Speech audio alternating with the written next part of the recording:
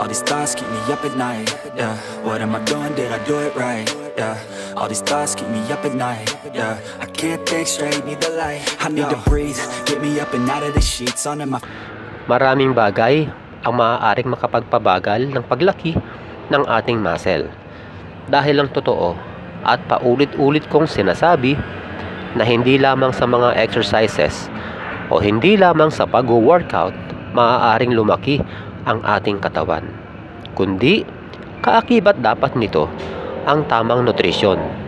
Ito yung pagkain ng tama, gaya ng pagkain ng sapat na protina at ang pagtulog ng sapat. Ito naman yung paraan upang makarecover yung ating muscle mula sa iyong pagbubuhat.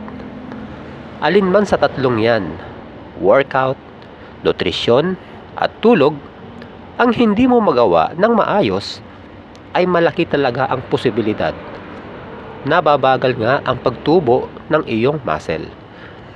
Subalit alam nyo ba na kahit consistent ka o tuloy-tuloy ang iyong pag-workout, may posibilidad pa rin na bumagal ang paglaki ng iyong katawan mula sa mga exercises na ginagawa mo? Tama ang narinig nyo mga kaprakti. May mga exercises na low intensity o yun bang hindi ka masyadong mahihirapan kapag ginawa mo ito. Dahilan upang hindi rin masyadong napapump ang muscle group na ito. Kaya mabagal talaga ang paglaki ng iyong muscle. Para sa akin base sa personal kong karanasan. Kaya narito ang ilan na dati ko rin ginagawa, pero hindi na ngayon. Ang alternate dumbbell curl ay madalas nating makita na ginagawa ng karamihan sa gym. At dahil sikat ito sa gym, ginagawa ko din ito dati. Pero napansin ko lang, sa tuwing ginagawa ko ito, ay parang napakadaling gawin. Sa katunayan, siguro mga 7 hanggang 8 reps bago ko pa maramdaman na nagsisimula na yung muscle pump. Di gaya sa mga ibang exercise. Alam mo yon, yung 3 reps pa lang ramdam mo na agad yung unti-unting pamamaga ng muscle mo.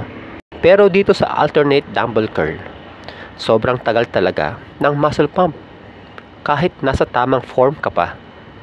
Ang nakikita kong dahilan bakit sobrang daling gawin ng exercise na ito ay dahil sobrang tagal din na naka-relax position yung isang kamay na nakababa bago ito ulit magtrabaho. Napansin nyo, sa pag-angat ng isang kamay hanggang sa pagbaba, ang haba ng oras bago ito ulit iaangat hanggat hindi bumababa yung isang kamay. Para sa akin, low intensity exercise ito. At dahil dyan, hindi ka rin makakakuha ng malaking muscle tissue damage. Dahilan upang maging mabagal ang paglaki ng iyong biceps. Subalit, hindi nyo dapat ipagkamali na walang pakinabang ang alternate dumbbell curl. Maaari pa ring pakinabangan yan. Ito ay kung isasama nyo ang exercise na ito sa ibang bicep exercise o kung tawagin ay superset. Ang superset ay isang set kung saan 2 o higit pang exercise ang gagawin mo ng magkasunod o hindi dapat magpahinga sa pagitan nito. Halimbawa, pagkatapos mong gawin ang 10 reps sa preacher's curl, isunod ka agad ang alternate dumbbell curl. At kapag natapos mo ang 10 reps sa alternate dumbbell curl, ikaw ngayon ay nakagawa na ng isang superset. Dito, mas magiging effective ang alternate dumbbell curl dahil mula sa preacher's curl kung saan na-pump na yung biceps mo at sinundan mo agad ng alternate dumbbell curl kung saan kanina ay hindi masyadong mahirap gawin, pero ngayon mahirap na dahil pagod na ito mula sa naunang exercise. Yun nga yung preacher's curl na ginawa mo. At dahil dyan, mas matadagdagan pa yung muscle tissue damage na makukuha mo upang mapabilis ang paglaki ng iyong biceps.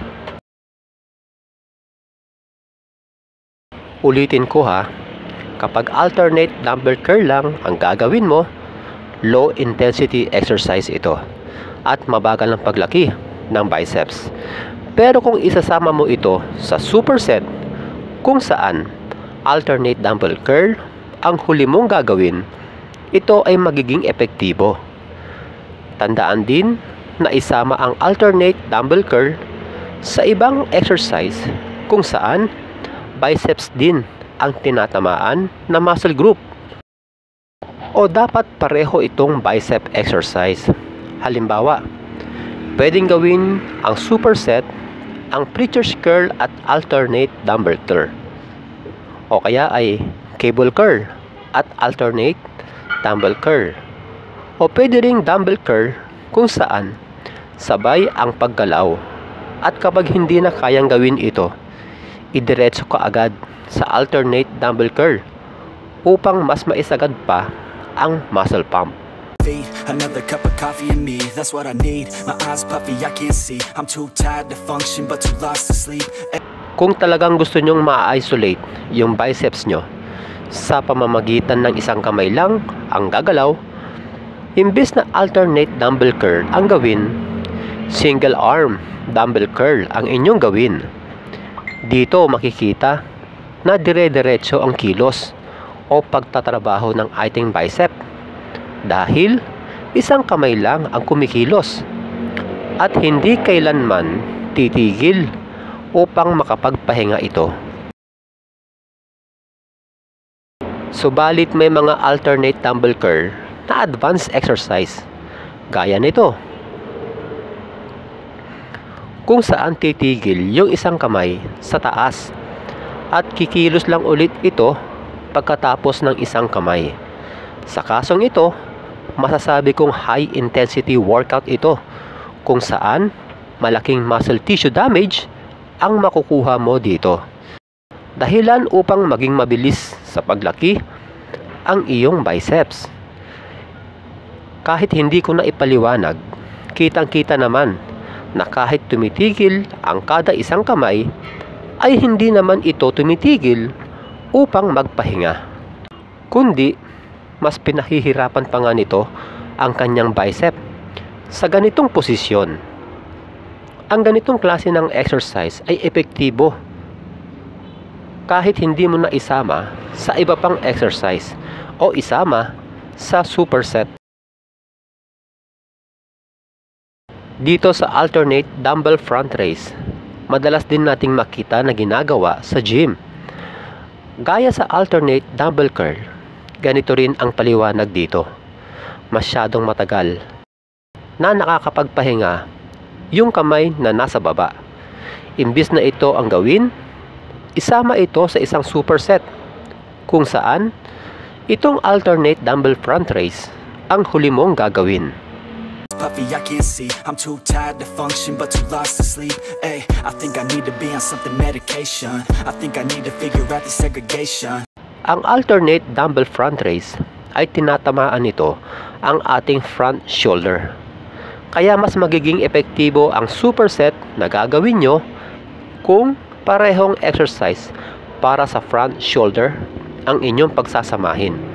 Halimbawa, front raise gamit ang rope sa cable machine at alternate dumbbell front raise.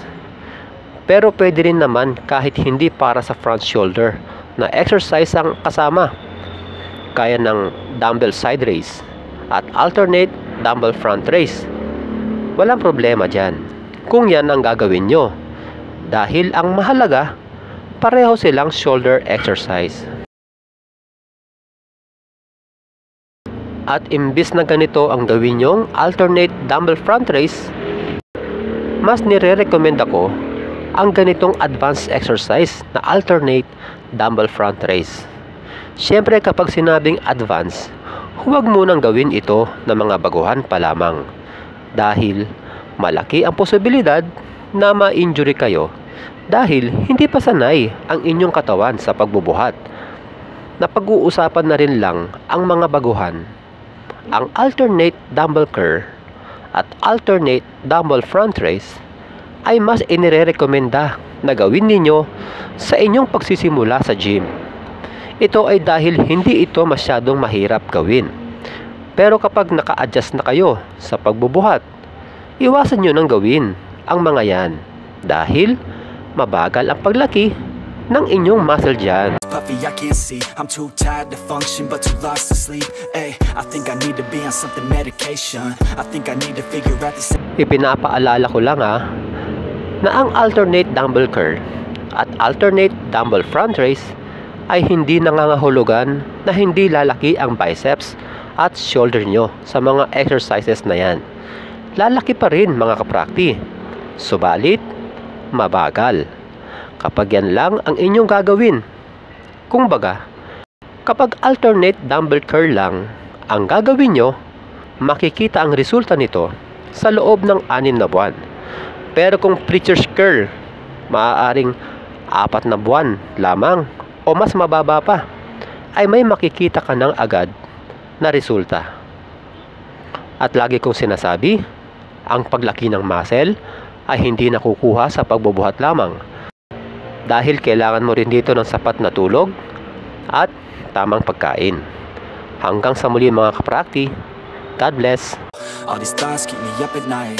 Yeah, what am I doing? Did I do it right? Yeah, all these thoughts keep me up at night. Yeah, I can't think straight, need the light. I need to breathe, get me up and out of the sheets, onto my feet. Another cup of coffee and me.